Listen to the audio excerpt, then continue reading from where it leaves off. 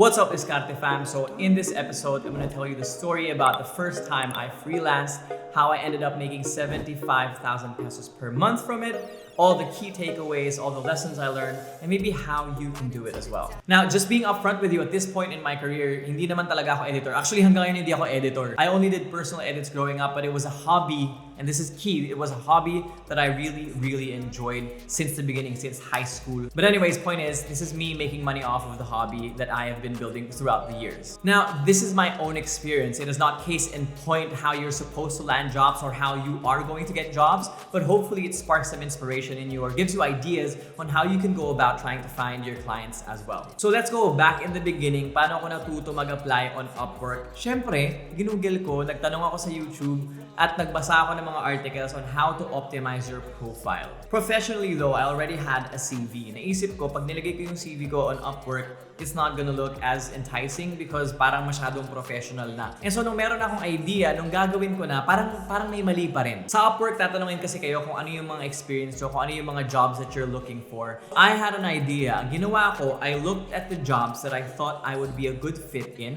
I looked at what they were looking for, and I patterned my profile as to specifically what their requirements are. Akala ko big brain move na genius na makakuha na ako ng clients agad. I applied mostly for digital marketing and sales positions, tapos meron akong ibang sinubukan ng mga voice-over positions. Pag nag-apply ka dun nga pala, hihingan ka na parang cover letter. Sobrang intense pa ng cover letter ko, pinattern ko na naman dun sa mga requirements talaga nila. Sabi ko, ito yung experience ko. So apply dito, apply dyan, naubos ko na yung credits ko halos. And then once I was done, I sat back and waited for the replies. And waited.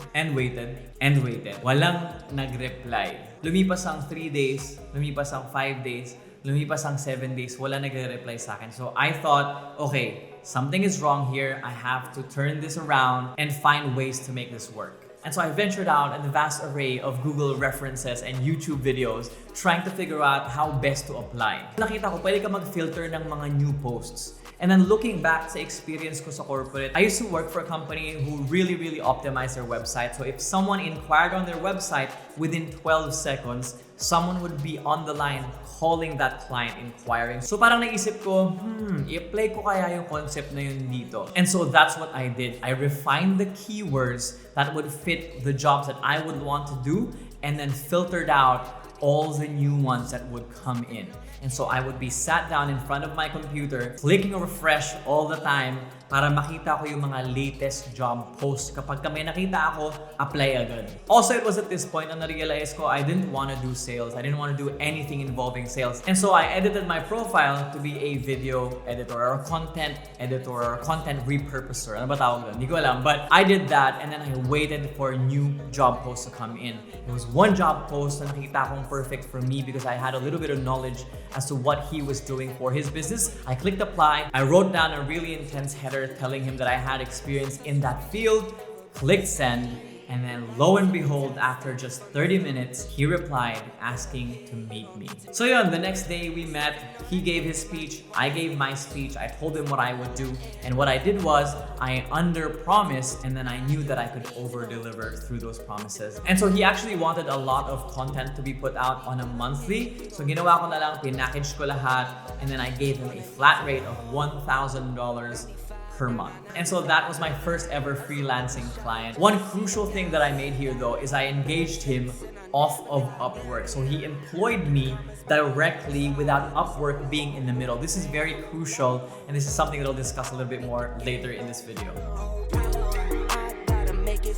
As I promised on my other video where I built a business and I promised that I was gonna give it away to someone who commented, someone who was subscribed and commented on this video. If you haven't watched that, click this here and watch it right now. And so I picked this winner prior to starting this episode. I went on this website and it picked out YouTube commenters, it filtered out duplicates, and this is what we came up with. Actually, yung unang napili is si Asenso Moves kasi hindi naman siya nag-enter formally. The second one na napili ay hindi sumunod sa instructions, so I'm sorry you're not gonna get it. And the third one na napili is Binoy Blockbuster. Thank you so much for entering. Thank you so much for subscribing and commenting and for supporting the channel. DM mo ko sa Instagram kung paano ko ihahatid sa'yo personally itong package na to. Hopefully nasa Maynila ka. At kung nasa Maynila ka, ihahatid ko sa'yo personally. If you guys want to see that, follow me on Instagram. Papakita ko sa inyo kung ano yung napanalunan ni Binoy. And for those of you who want to win a business package as well, subscribe lang kayo. I'm gonna be giving out a business package every single month this year. So if you haven't yet, subscribe now. Me being me, naisip ko, wait a minute, parang kaya ko ng isa pa, madami naman akong oras. And so, I set out to find another client. Although hindi na ako makahanap ng kliyente sa Upwork, kasi kami hirap din naman talaga. Marami rin kasing editors na nag-aabang, or marami rin siguro gumagawa ng ginagawa ko. And so what I did was, nag-niche down talaga ako. Ninarrow down ko yung target market ko. Naghanap ako ng industry na alam kong kakailanganin ng content creation services or content editing services. And so what I did after that was I went onto Facebook and tried to find that specific niche. And lo and behold, there were a lot of groups with communities under this niche. So nung pumasok ako doon, evidently nakita ko na kailangan talaga nila ng video editing services. So what I did was nag-post ako on there saying, hey guys, I am willing to help you improve your content, improve the way you communicate your sales, improve the way you communicate your services. Just message me. And a few comments and a couple of messages later, I found this guy, or this guy found me. We met over Zoom. I gave my speech. He gave his speech. Nalaman ko at that point that he actually lived in LA and he was putting up a small digital marketing agency, which was music to my ears because if I do a good enough job, alam ko na yung mga clients na makukuha niya sa LA, he will then pass it on to me to edit their content. And so again, with the aim of over-delivering, ginawa ko yung same as I did with the first client where I actually did his client's entire branding package, his logo, yung colors niya, again, Instagram posts, and a little bit of coaching on content creation as well. Yung second client, again, ended up paying me just $500 for doing everything that I had to do for them. But again, this was a crucial deal kasi alam ko talaga na if I do well, he would give me more clients. And that's actually being set up right now as we speak. We took a long pause because of what happened to them in the US right now, what's happening to them in the US right now. But recently he reached out to me saying that he had a new client. He had a couple of new clients and we're sitting down right now trying to figure out how to make that partnership work for the both of us. So that is the story of how it took me 30 days to find these clients. Now, a couple of key takeaways. How did I really get the clients? I won't deep dive on this. I've actually got a video on this. Parati ko nakakalimutan which side it is, but I've got a video on it. Click on that on how to find your first freelancing client. But this happened at a time when I was really down in life. As in, naka-survival mode na ako.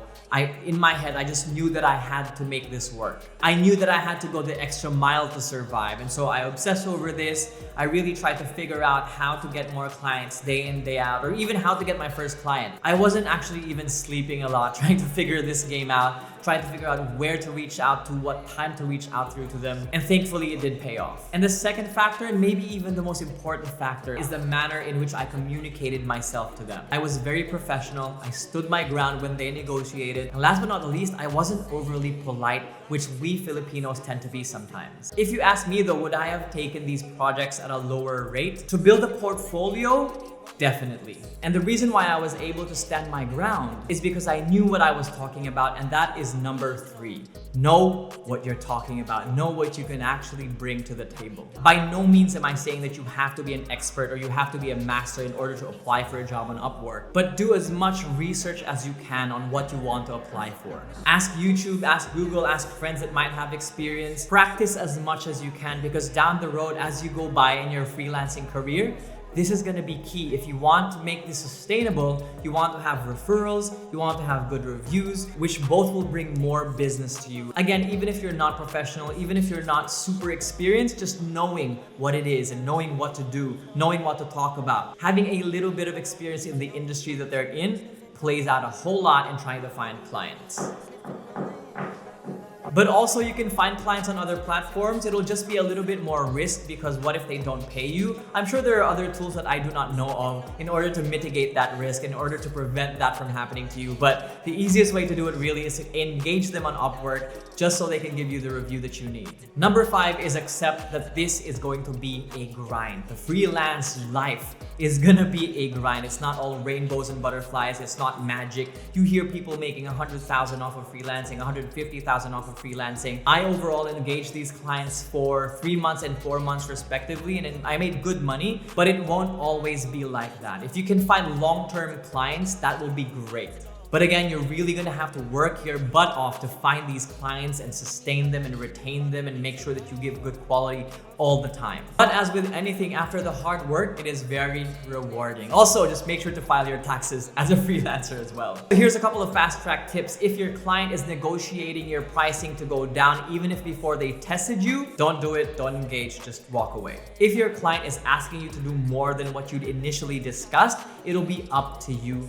I suggest that you only really ever stick to what you guys discussed on doing. I've heard of some stories where some VAs were working 12 hours, 15 hours straight. What's the point of freelancing if you're doing that much and it wasn't discussed in the beginning? So stick to what was discussed in the beginning. As long as you're doing what they initially posted, it is not your fault if they think that what you're doing for that specific price is not enough. Again, don't lose respect for yourself.